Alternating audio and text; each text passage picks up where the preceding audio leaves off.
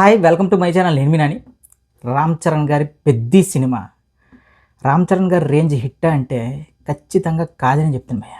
ఎందుకంటే మొదట ఈ సినిమా మీద క్రియేట్ అయిన హైప్ అనేది వేరే లెవెల్ హైప్. ఆ పెద్ది ఫస్ట్ షాట్ కానీ ఆ చికిరీ సాంగ్ కానీ రిలీజ్ అయినప్పుడు ఇండియా మొత్తం ఒక వైబులోకి వెళ్ళిపోయింది. తర్వాత ఈ సినిమాకి సంబంధించి వచ్చిన ప్రతి ఒక్క అప్డేట్ కూడా షాట్ బ్లాక్ బస్టర్. ఎప్పుడైతే పెద్ది అనే సినిమా మార్చి నుంచి జూన్కి షిఫ్ట్ అయిందో అక్కడి నుంచి ముఖ్యంగా నార్త్లో హైప్ అయితే తగ్గుతూ వచ్చింది భయ్య.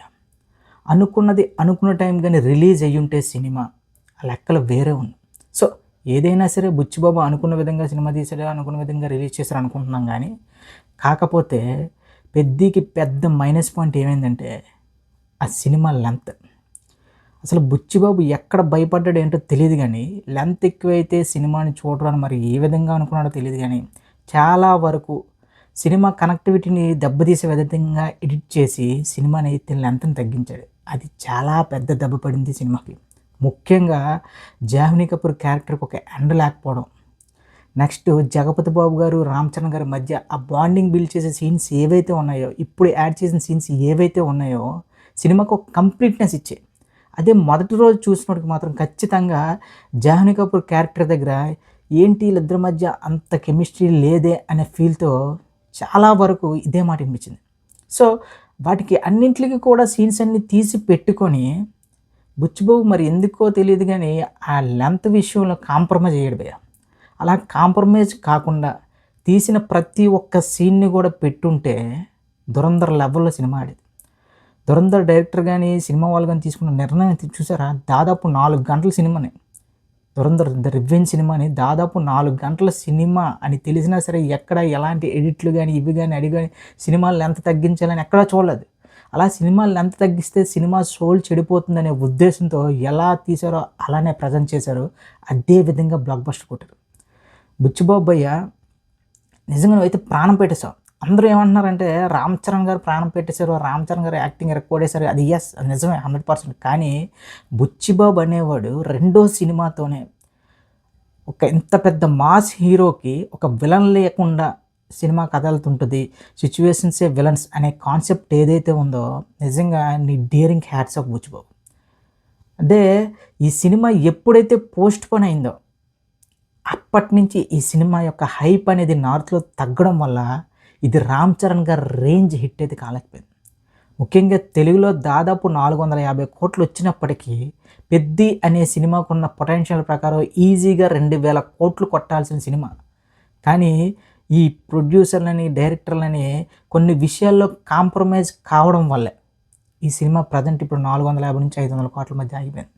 ఇంకా క్లియర్గా చెప్పాలంటే రామ్ చరణ్ గారు కూడా ఈవెన్ ఒక సినిమా కోసం ఎంత కష్టపడినా ఏం చేసినా సరే ప్రమోషన్స్, అదేవిధంగా ఇప్పుడు పిఆర్ టీంలు అనేవి చాలా వరకు ప్రతి ఒక్క సినిమాకి అవసరం.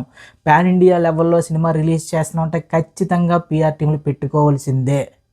ఎందుకంటే అన్న ఇప్పుడు ఇన్స్టాగ్రామ్లు, ట్విట్టర్లు, ఫేస్బుక్లు, యూట్యూబ్లోనే నడుస్తుంది సినిమా మొత్తం.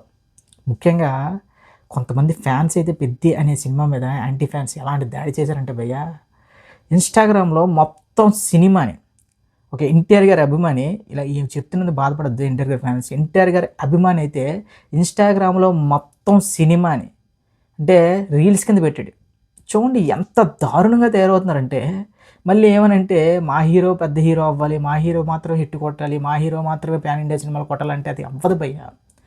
ఈరోజు మన హీరో ఒక హిట్ కొడితే వేరే హీరో వచ్చి ఇంకో హిట్ కొడితే దాన్ని క్రాస్ చేయాల్సిందే మన హీరో. అలా ఉండాలి పోటీ అంటే. అంతేగాని సినిమాలు లీక్ చేయడం, ట్విస్టులు లీక్ చేయడం, స్టోరీ మొత్తం ఇన్స్టాల్లో పెట్టడం. ఇంకా పెద్ద సినిమాకు ఇంకొక పెద్ద దెబ్బ ఏంటంటే ఈ సోషల్ మీడియాలో వచ్చిన హడావిడి మామూలు హడావిడి కాదు.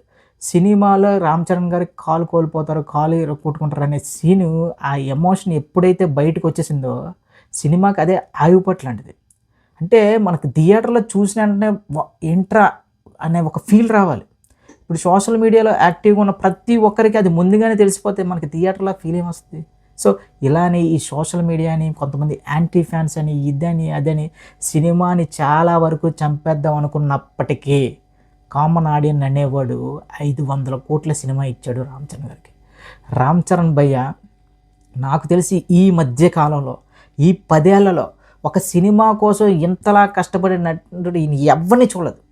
లిటరల్లీ చెప్తున్నా. ఏంటి రామ్ చరణ్ గారి కోసం అంత ఎక్కువ చెప్పేదానంటే, నిజంగా భయ్య ఒక సినిమా కోసం, అది కూడా ఒక చిన్న డైరెక్టర్ ఒక కథ కోసం, అతను నమ్మిన కథ కోసం ప్రాణం పెట్టి నటించాడు భయ్య రామ్ చరణ్. ఇంతకు మించి ఒక నటుడిగా రామ్ చరణ్ గారు వేరే లెవెల్కి వెళ్ళిపోయారు పెద్ద అనే సినిమాతో. కానీ రెవెన్యూ పరంగా ఖచ్చితంగా అభిమానులకు మాత్రం ఇది డిసప్పాయింట్మెంటే.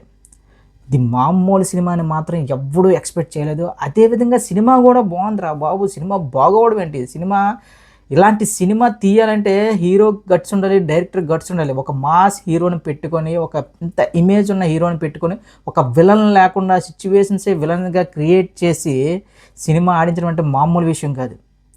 ఈ రోజుల్లో ఎలాంటి సినిమాలు వస్తున్నాయి ఏంటనేది మన అందరికీ తెలిసిందే. దీనికి తోడు ఈ ఫెమినిజం ముసుగులో కావాలని కొంతమంది మన హీరోయిన్ క్యారెక్టర్పై ఇష్టానుసారంగా రాశారు భయ్. ఈవెన్ బాలీవుడ్లో మనకి ఎలాంటి సినిమాలు వస్తాయి, ఎలాంటి హీరోయిన్ క్యారెక్టర్స్ ఉంటాయి మన అందరికీ తెలుసు. కానీ వాళ్ళు కూడా చివరికి పెద్దిలో హీరోయిన్ క్యారెక్టర్ గురించి మాట్లాడారంటే చూడండి ఈ సినిమా మీద ఎంత నెగిటివ్ పిఆర్ చేశారో ఒక్కొక్కరు. మనకు ఒకటే సినిమా రిలీజ్ అయింది, అందులో ఇంకా ఆవిడ హీరోయిన్ గారి ఇంకా బట్టలు చూసినా ఏం చూసినా సరే, కృతి సనన్ గారి డ్రెస్సింగ్ అని అది వేరే లెవెల్. అక్కడ ఎవడు మాట్లాడలేదు, ఏ ఫెమినిస్టు ఎవడు కూడా మాట్లాడలేదు. కానీ పెద్ద సినిమాలో జాహ్నవి కపూర్ గారి సినిమా విషయానికి వస్తే ప్రతి ఒక్కరికి నొప్పి వచ్చింది. దీనికి ముందు మన వరుణ్ ధవన్ గారు, అదేవిధంగా వరుణ్ ధవన్, మృణాల్ ఠాకూర్, పూజా హెగ్డే వీళ్ళిద్దరూ తీసిన సినిమా కాన్సెప్టే బుర్రపాడు కాన్సెప్ట్. అక్కడ ఎవరికి ఇలాంటి ఫెమినిజం బాధలు ఏమి లేవు. కానీ పెద్ద సినిమాలో జాహ్నవి కపూర్ గారు క్యారెక్టర్ మీద మెచ్చిన ఈ విశ్వం చిమ్మరు. ఎవడు ఎంత విషం చిమ్మినా ఏం చిమ్మినా సరే దాదాపు ఒక మిక్సిడ్ టాక్తో 500 కోట్లు కొట్టడం అనేది నాకు తెలిసి ఒక ఇద్దరు హీరోలు జరిగింది భయ్య ఇండియా వైడ్గా. ఒకటి ప్రభాస్ గారు, 2 రామ్ చరణ్ గారే. ఇది వేరే వాడి వల్ల ఎవరి వల్ల సాధ్యం కాదు. ఇప్పటికీ కూడా స్టిల్ థియేటర్లో ఉంది అంటే పెద్ది అనే సినిమా ఇంకా బ్లాక్ బస్టర్ కాక ఇంకేంటంటాం. దట్టు పెద్ది అనే సినిమా ప్రమోషన్స్ దగ్గర నుంచి, ఫస్ట్ షాట్ నుంచి లాస్ట్ రిలీజ్ అయిన మస్సా వరకు వేరే లెవెల్ హైప్. ఒక 3 నెలలు గ్యాప్ వస్తుంది సినిమాకి అనేటప్పుడు బుచ్చిబాబు చేసిన పెద్ద తప్పు ఏంటో తెలుసా భయ్యా, ఆ ఏదైతే రెజ్లర్ క్యారెక్టర్ ఉందో మన రామ్ చరణ్ గారు బర్త్డేకి రిలీజ్ చేయడం. అలా కాకుండా రెజ్లర్ క్యారెక్టర్ని సినిమాకి రిలీజ్ ముందు ఒక 10 రోజుల ముందు జూన్ 10 లేదా 15 తారీఖుల్లో రిలీజ్ చేసి ఉంటే ఆ లెవెల్, ఆ ఊపు వేరేలో ఉన్నాం.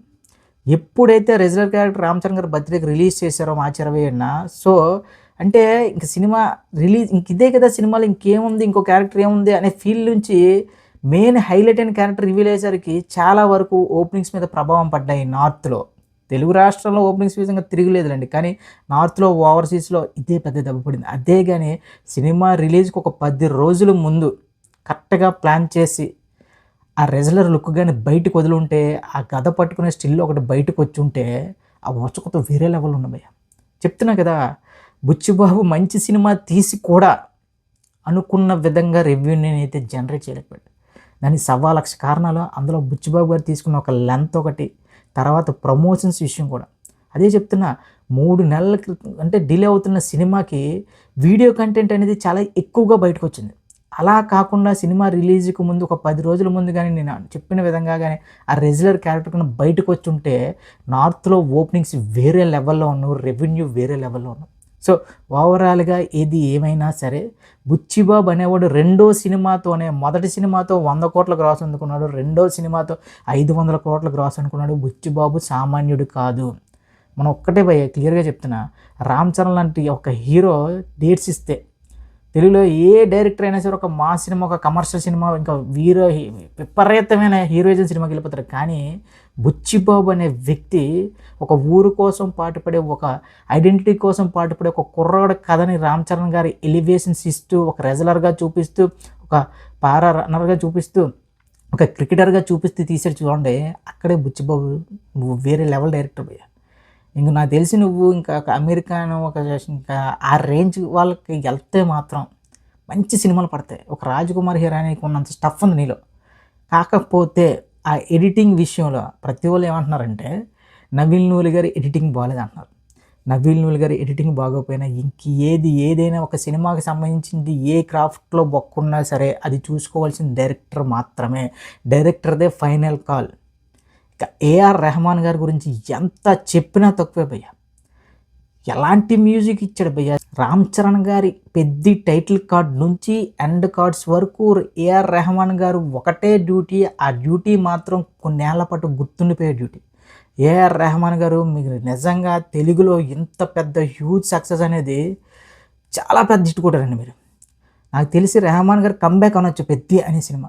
సో ఇప్పుడు ఇన్ని ప్లస్ పాయింట్స్ ఉన్నా సరే పెద్ది అనే సినిమా అనుకున్న విధంగా బాక్స్ ఆఫీస్ దగ్గర అనుకున్న విధంగా రెవెన్యూ జనరేట్ చేయడం గల కారణాలు అయితే క్యారెక్టర్ల మధ్య కనెక్టివిటీ తగ్గిపోవడం, నెక్స్ట్ బుచ్చిబాబు తీసుకున్న కొన్ని నిర్ణయాలు, అదేవిధంగా పోస్ట్ పోన్ అవ్వడం సినిమా.